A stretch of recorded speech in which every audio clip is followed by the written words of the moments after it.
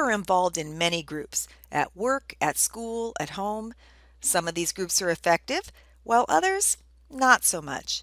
Those that are ineffective may be lacking leadership. If you've ever read Scott Adams' comic strip Dilbert, you know what I mean. But then, what is leadership?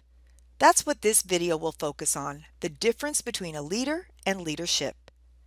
American author John Maxwell noted that leadership is influence. Notice that he didn't classify leadership as a person, but more of a process. That's the primary difference between a leader and leadership. A leader is an individual person who is perceived by the members of his or her group as having a legitimate position of power or influence in the group. This individual could be assigned as a leader or delegated to the position, or could even emerge from the group formally or informally. Think of a jury where they end up electing a jury foreman, someone to speak for them. In contrast, leadership, as former chairman of Westinghouse Broadcasting Company Donald H. McGannon suggests, is a matter of action, not position. He claims that we often confuse leadership and authority. Someone could have authority, be a designated leader like your manager or the pointy-haired boss in the Dilbert comic, but may not exhibit leadership behavior. Leadership, then, can be defined as the process of influencing a group to help it reach its goals.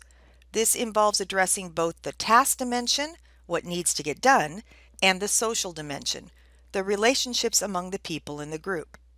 A leader, then, can use leadership to influence a group, meeting Maxwell's definition. But it also means that a leader may merely fill the requirements to manage a group, performing tasks but not really leading or influencing. Further, this definition of leadership as a process of influencing others to meet their goals means that leadership can involve more than one individual. In fact, it can involve all members in a team. That's where the term teamwork emerges.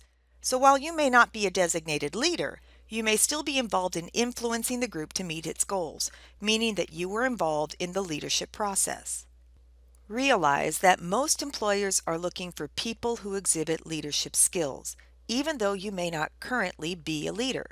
So if you exhibit leadership skills as a lower level employee, it may not be long before your employer recognizes your leadership potential and you can climb the leadership ladder.